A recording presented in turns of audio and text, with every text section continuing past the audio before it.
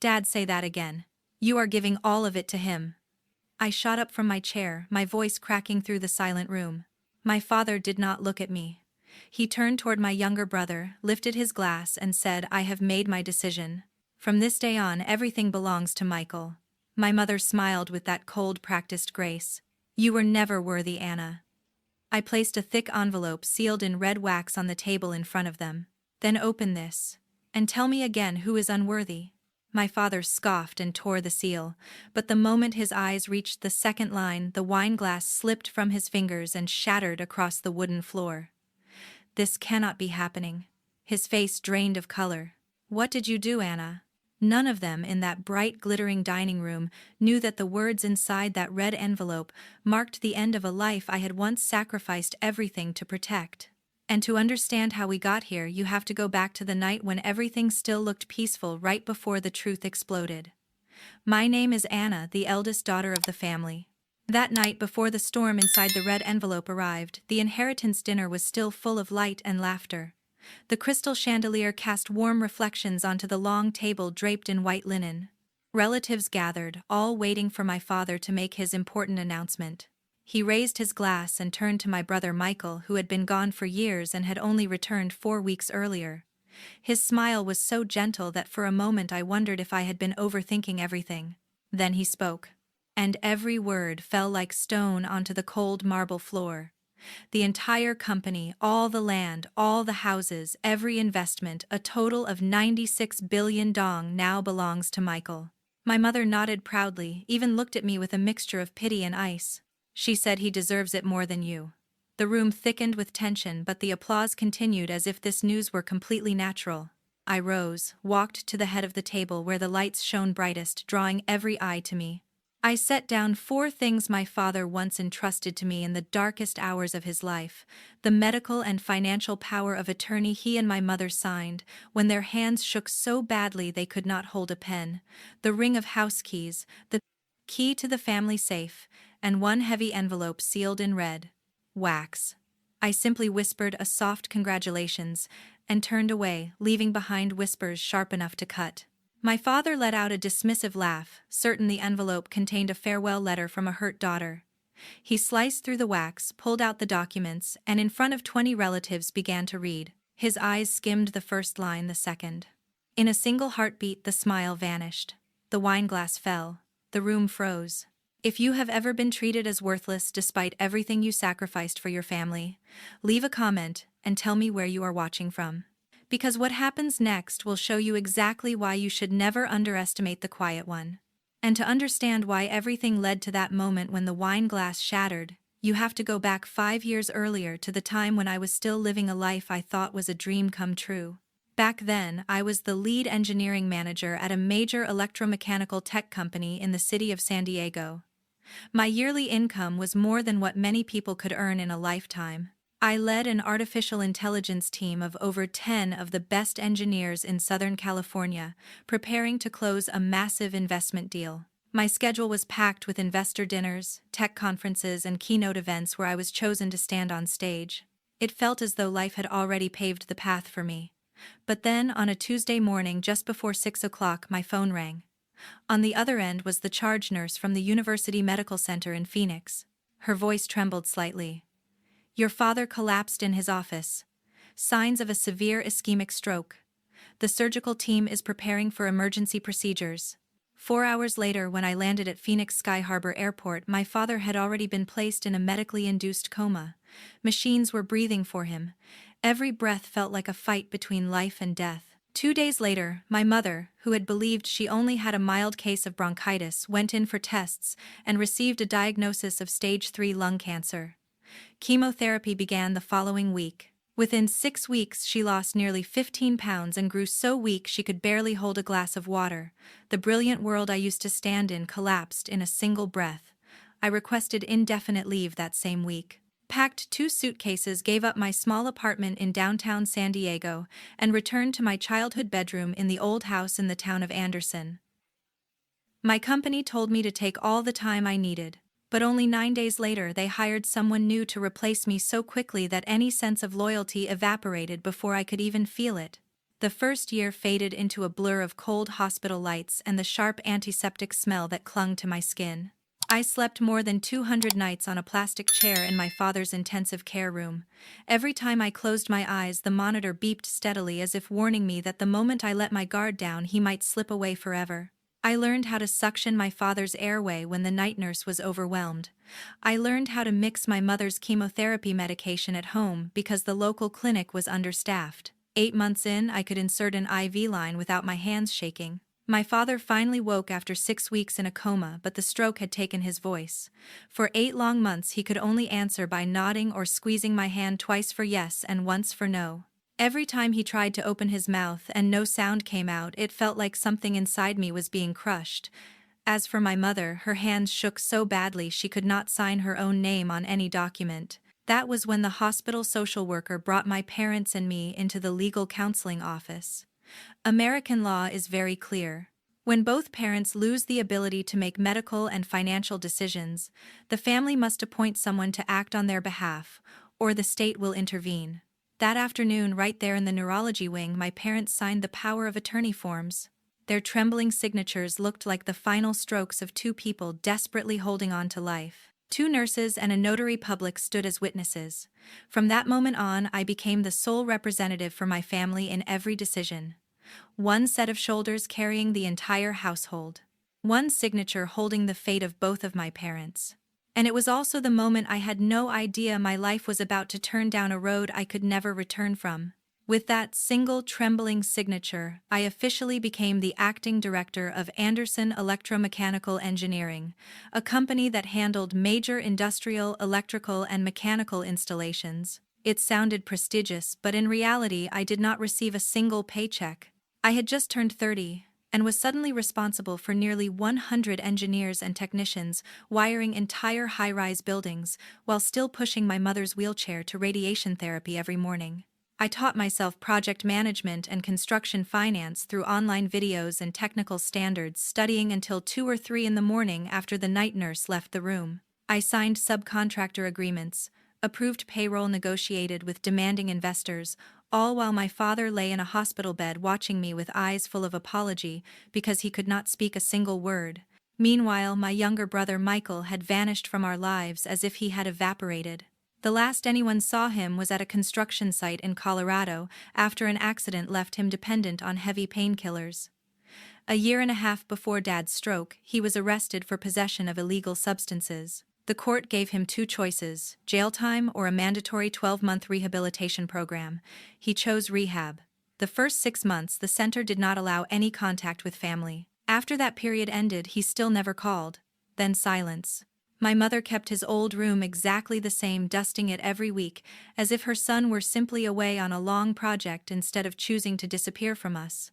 As for me, I had no time to look for him. Every dollar the company earned had to keep the projects running and pay for my mother's experimental treatment, which insurance denied twice. I wrote the appeals myself, flew to Washington, D.C. to plead with a medical review board. By the 14th month, my father began speaking again in whispers so faint I had to lean close to hear him say the 2 soft words, "Thank you." My mother went in for new scans, and for the first time the tumor had begun to shrink. It was the first moment in a long time when I allowed myself to believe our family still had hope. But just when I thought the sky had finally begun to clear, that was the moment everything was preparing to collapse in a way none of us could have imagined. I had allowed myself to believe my family was slowly stepping out of the storm, but I was wrong. That illusion of peace was still almost 4 years away from ever reaching us. That morning the doorbell rang exactly at 7. I was buried in payroll reports and had been awake for more than 30 hours. I opened the door half-conscious, still holding a cup of cold coffee, and saw Michael standing on the porch with nothing but a faded canvas duffel bag slung over his shoulder. He looked completely different, thinner, clean-shaven, with clear eyes for the first time since he was 17. He said, "I finished the rehab program.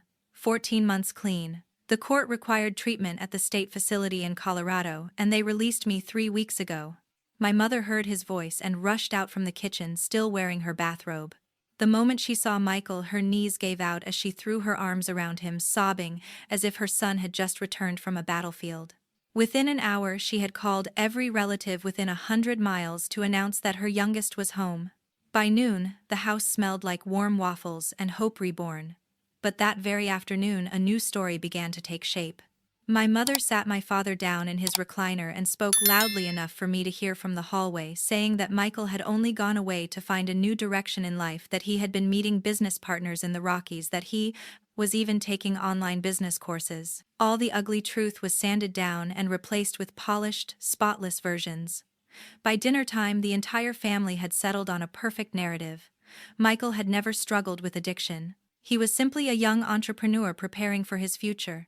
Everything that had happened before was erased as if it had never existed. The next day, he walked into the company as if he had never left. My mother took him straight to the executive floor and introduced him to the leadership team as the future heir of Anderson Electromechanical Engineering.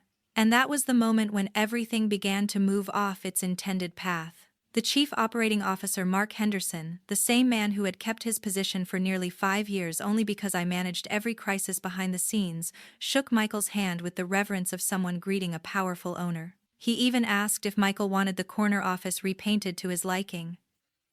3 days later, my work account was locked.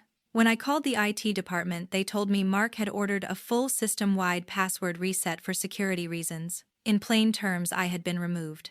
Board meeting invitations stopped arriving as well.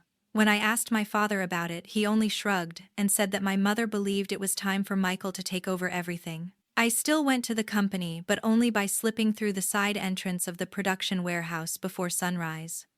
I worked in a forgotten corner of an empty room on the 3rd floor where no one bothered to look anymore. Quietly, I approved purchase orders that for reasons unknown no one else would sign. I corrected pricing errors that could have cost the company millions. I sent dozens of emails that never received a single reply. By day, I kept the company from collapsing. By night, I drove home, reheated old leftovers, and worked until dawn coding the thing no one in my family knew I was building. Meanwhile, Michael began holding daily morning briefings in the very conference room I once ran. He wore crisp shirts my mother ironed for him and spoke in hollow buzzwords: synergy, vertical alignment, exponential growth. People who used to bring me coffee now brought it to him. Anyone who still greeted me in the hallway did it quickly, eyes down, as if acknowledging me might get them in trouble. That first weekend, my mother transformed Michael's old bedroom into a prince's suite. New mattress, new desk, framed photos of him from his high school volleyball days. She even hung a sign on the door that read, "Michael, future Chief Executive Officer." Every time I walked past it, it felt as if the walls were closing in a little tighter around me. My father's voice had returned enough for short sentences. But instead of asking me, he turned to Michael for advice on everything from inventory levels to new product lines and whether we should bid on a major industrial project in the Southwest. Each time I tried to offer input, my mother cut me off with a gentle smile but with eyes as cold as stone. And that was when I understood my place in that house was being erased piece by piece. My mother placed her hand lightly on my shoulder and said in a voice so sweet it chilled me, "Let your brother handle it. You have done too much already." I did not respond. I only nodded and returned to my makeshift workspace, a worn desk tucked behind old filing cabinets. Quietly, I kept the company breathing, while the rest of the household prepared to celebrate a man who had disappeared for years. Then came the night that sealed everything. The dining room glowed like a showroom. 22 sets of polished plates glittered on the spotless white tablecloth, the clinking of silverware against crystal mixed with the soft sound of champagne being poured by the catering staff. Every influential figure in our small family empire was there. Uncles who served on the board of directors. Cousins who owned construction supply businesses. My father's longtime golf partners. Even the local pastor had been invited. My father stood at the head of the table wearing the deep navy suit my mother had chosen that morning, which made him look healthier than he had in months. His voice had recovered enough that he did not need the microphone someone had prepared. He raised his glass and spoke loudly, "With ceremony, tonight is not just a family dinner. Tonight we pass the torch to the next generation, to the one who has proven he deserves to lead." He turned and placed his hand on Michael's shoulder. My little brother gave the exact smile he had practiced in the mirror for weeks. My father continued, "Last week I signed all the final documents. The entire estate, the company holdings, the investments, the savings, everything now belongs to Michael." Applause broke out around the table. Someone even whistled. My aunt dabbed her eyes with a handkerchief embroidered with our family name as if she were witnessing something sacred. My mother squeezed Michael's hand until his knuckles turned white, then looked straight at me across the herb-crusted lamb. She gave me the sweetest and cruelest smile I had ever seen, and said, "He deserves it far more than you ever will, Anna." Her words landed like a blade. A few cousins glanced toward me, then quickly looked away, unsure whether to feel happy or uncomfortable. In that exact moment, I knew my family had chosen their side. My uncle tried to restart another round of applause, but the sound died after only a few weak claps.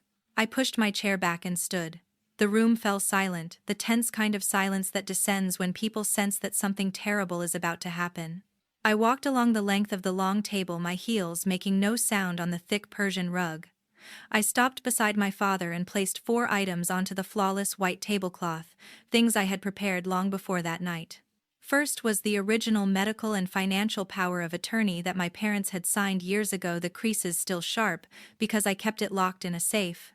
Next was the ring of house keys on the old brass loop my father handed me the day I moved back home to help him. Third was the key to the safe in his study, the one holding every important family document.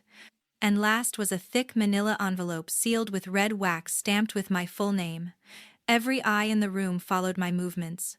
The chandelier overhead made the red wax glimmer like fresh blood. I lifted my gaze to Michael, my expression calm, to the point of coldness, and said in a voice so soft only those nearest could hear, "Congratulations." Then I turned and walked toward the arched doorway leading to the foyer as though nothing in that room concerned me anymore. My father let out a short laugh, the same laugh he used when I was 12, begging to follow him on fishing trips. He believed the envelope held a resignation letter or some fragile apology. He lifted it, slid a butter knife under the wax and tore it open right there at the table between 2 unfinished dessert plates. The first page slid out, and in that moment the entire celebration twisted into a nightmare none of them ever saw coming.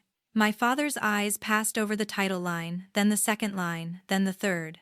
The butter knife slipped from his hand and struck the porcelain plate with a sharp clink. The color drained from his face so fast that even from several feet away I could see it clearly. He looked up at me, his mouth moving but no sound escaping, and then he suddenly shouted so loudly the crystal glasses trembled on the table, "Have you completely lost your mind?" My mother half rose from her chair, her voice shaking. "What is happening?" My father did not answer. He only stared at the stack of papers, trembling in his hands as if flames were burning across the page. His shout still echoed against the walls when he forced his voice steady and lifted the documents as though holding something toxic, reading every word aloud with a mixture of fury and disbelief. 18 months ago, when I was still unconscious and your mother was nearly collapsing from chemotherapy, my daughter Anna, the legally appointed agent for all medical and financial decisions, transferred 98% of all voting shares of Anderson Electromechanical Engineering into the Anderson Development Trust, an irrevocable trust. He stopped, swallowed hard, then pushed himself to continue. The appointed sole trustee is attorney Claire Bennett, estate and asset specialist. This trust cannot be amended under United States law. The documents were signed and notarized at the University Medical Center in Phoenix. Effective tonight, upon formal notification to all banks and financial institutions, the freeze clause activates. Any transfer, sale, pledge, or distribution involving former shareholders is void unless approved by the trustee. Any attempt to revise or revoke shall be considered invalid. Those words dropped into the room like gun smoke after a shot, turning the crowded dining hall into absolute silence. My uncle's jaw fell open. My aunt's wineglass slipped from her hand, shattered across the hardwood, and no one even moved to pick it up. My father's hands shook so violently the papers rustled like dry leaves. This cannot be legal," he whispered hoarsely. At that very moment, the phone of Greg Hayes, my father's longtime college friend and the man who managed the company's primary banking relationship, buzzed in his jacket pocket. And that was the exact moment our family's empire began to crumble. Greg pulled the phone out, glanced at the screen, and his face drained of every trace of color. He lifted his eyes to my father and spoke in a near whisper, "Richard, you should see this." He held the phone out so the table could read the notification from United American Bank. "All operating accounts, lines of credit and payment services have been frozen effective midnight. The reason the trust transfer documents were verified by our legal department this evening." My mother let out a sound and slid halfway out of her chair. Two cousins jumped up to catch her. Michael shot to his feet, slammed his palms against the table, then spun toward me, red-faced, veins bulging, yelling, "What the hell did you do?" I did not answer. I did not need to. The pages in my father's hands had already spoken for me. He flipped through each page, his voice rising with every line he read. He rasped, "The contingent beneficiary shall be determined at the sole discretion of the trustee. The Anderson Development Trust, a company established by Anna 3 years ago for the purpose of—" My father stopped reading, his eyes wide with shock. "You built another company with whose money he demanded," but then he fell silent because he knew the truth. That money did not come from anyone else. It came from the nights I stayed awake holding the entire family together while everything was falling apart. Greg tried again, speaking more gently. "Richard, I just finished talking to the bank director. The freeze is absolute. Tomorrow the company will not be able to process payroll without the trustees' approval. We have completely lost control." One of my cousin's wives began to sob quietly, pressing a handkerchief to her face. No one dared to speak. No one knew where to look. The room was filled only with the sound of papers trembling in my father's hands and the scattered gasps around a table that minutes earlier had been full of champagne and celebration. In that moment, I knew my family had finally realized that the years they dismissed me were the same years I had spent quietly preparing to save myself. The pastor at the end of the table stared at his plate of salmon as though he was seeing it for the first time in his life. The air was so heavy we could hear each breath. Suddenly, Michael lunged across the table, knocking over several glasses, trying to grab the documents from my father. My father yanked them close to his chest, clutching them as if letting go would make everything disappear. He roared, "You think you have the right to steal my company after everything your mother and I gave you?" I stood tall and answered in a voice so calm it startled even me. "You and Mom signed the power of attorney yourselves. Both of you were fully conscious and understood exactly what you were signing. American law does not let you take it back just because you changed your mind."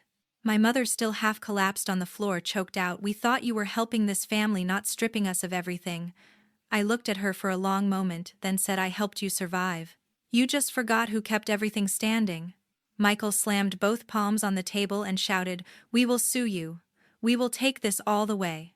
But every page bore the signature of Attorney Claire Bennett and the official seal of the Department of Justice. Irrevocable means irrevocable. Every lawyer in the room understood that. Greg only shook his head slowly. My father dropped into his chair as if someone had cut the strings holding him upright. The papers slipped from his hands and scattered across the table.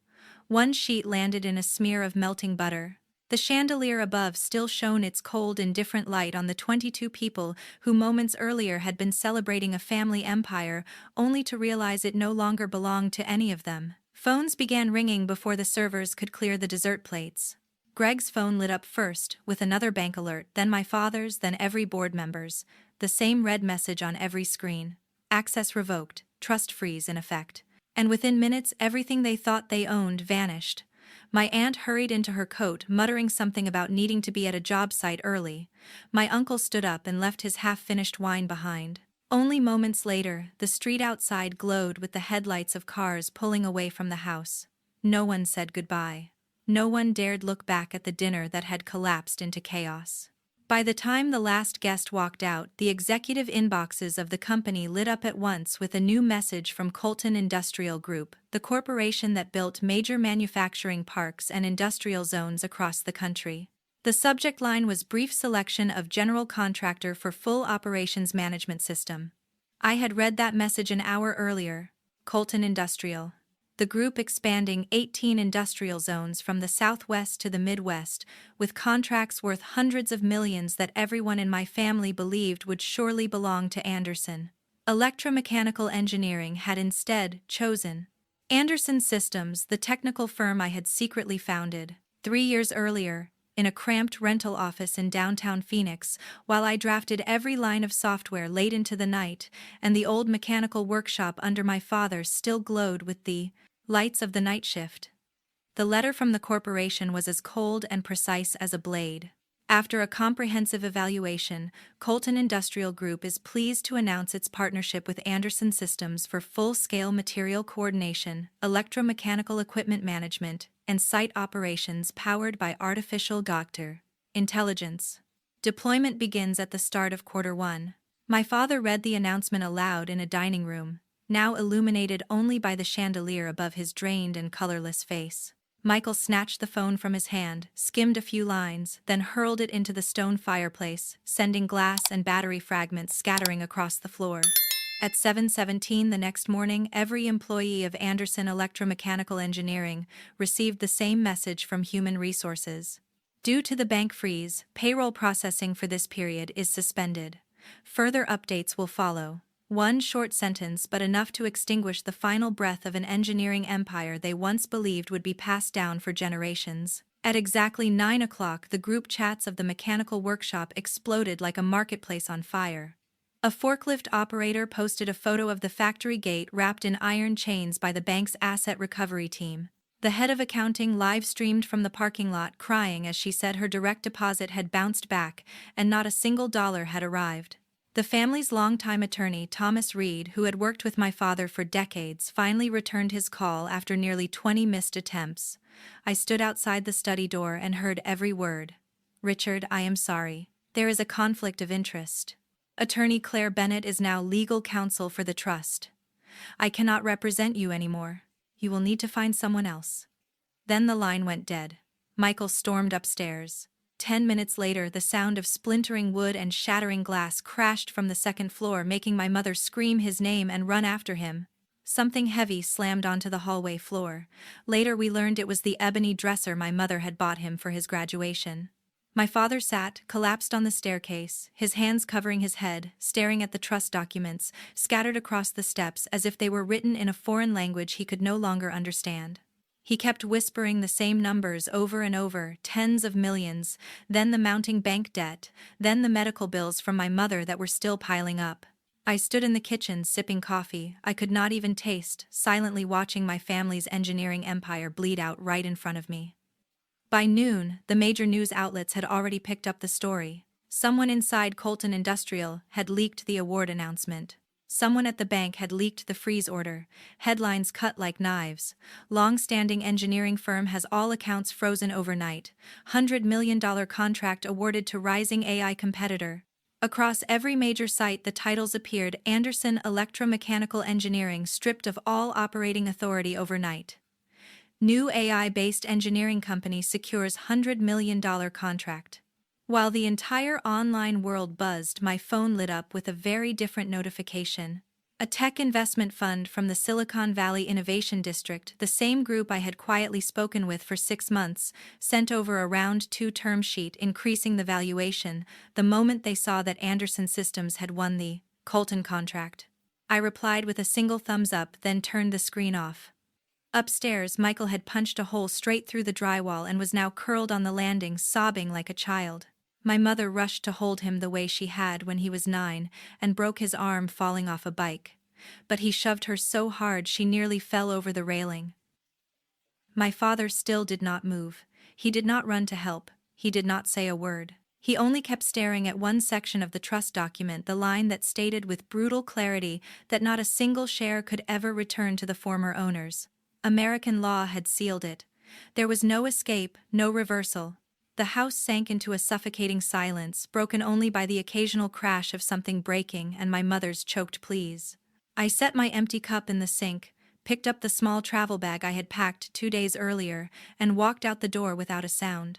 The cold November wind slapped against my face, but to me it felt sweet, like the first breath of freedom after years of suffocation. 9 months later, the for sale sign in front of the house had faded under the sun and leaned crooked to one side. The old Anderson Electromechanical Engineering sign along the county highway had been taken down early that summer, replaced by a stark white banner reading "Auction all assets to be liquidated." The Chapter 11 restructuring lasted exactly 11 weeks. Creditors smelled blood the moment the bank handed the file to the court. The judge immediately converted it to forced liquidation, leaving no chance for recovery. By June, all factory machinery had been sold off in bulk to a major corporation from the South. The office furniture was bought by a small startup for a price so low it hurt to imagine. The company that once housed nearly 100 hardworking people in the outskirts of town vanished from the map as if it had never existed at all. Our family home met the same fate only 5 months after the first missed mortgage payment. The mortgage was under my parents' names alone. The trust I had created never touched any real estate. United American Bank filed for foreclosure in the Superior Court of Harlan County, and the petition was approved immediately since my parents were no longer able to respond. The auction was held on a Tuesday morning in August. A young couple from the Anson Park subdivision bought the house for barely 2/3 of its actual value.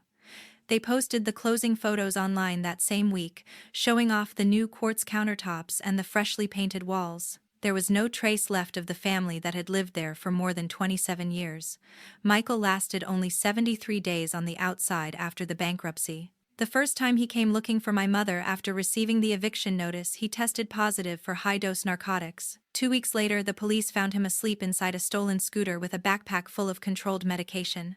A court-appointed attorney negotiated for him to serve 18 months in mandatory rehabilitation with addiction treatment. My mother burst into tears when she saw them cuff him and take him away. My father did not go to court. He did not say a word. Instead, he and my mother moved into a small upstairs apartment above an old laundromat in Eastwood, a narrow loft facing south, costing a little over $100 a month, utilities included. My father's early retirement and social assistance together totaled less than $500. My mother's chronic illness insurance covered most of her maintenance treatments, but the copay still consumed nearly half of their monthly income.